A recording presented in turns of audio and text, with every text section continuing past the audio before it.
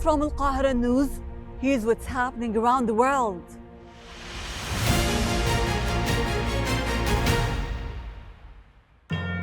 Tension is rising inside Israel. Global demands to investigate the targeting of areas with displaced people in Gaza, and new military reinforcements support Ukraine against Russia.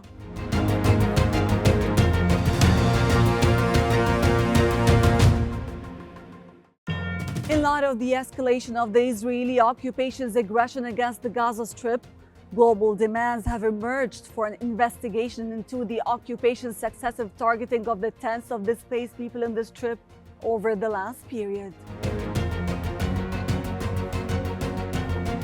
France expressed its deep concern after an Israeli missile fell on a camp in southern Gaza.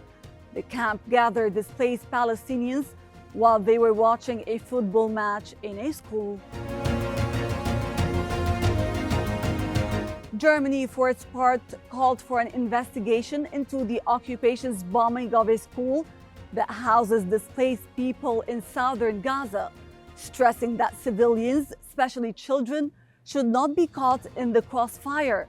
It also called on the occupation army to stop repeated attacks on schools in Gaza.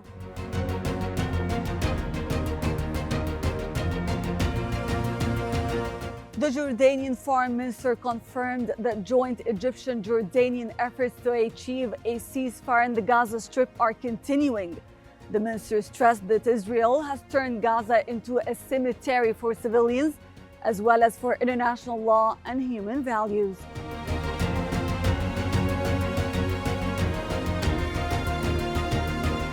Inside Israel, new movements came from the Histadrut, which is Israel's General Federation of Labor.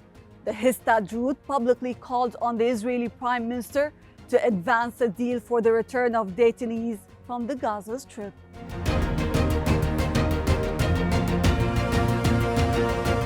From the ruins of Gaza to the Sudanese crisis, while the consequences of the war continues in Sudan, the heavy rains brought a new disaster, causing entire villages to be submerged and homes to collapse in the southeast, making it the first disaster of the rainy season in Sudan.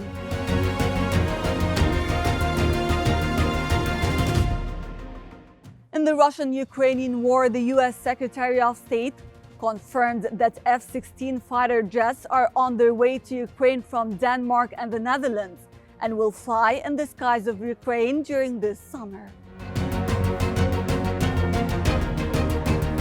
These aircraft will not be the only support for Ukraine in its war against Russia, as the United States, Germany, Romania, and the Netherlands announced in a joint statement that they will provide Ukraine with a Patriot air defense missile system.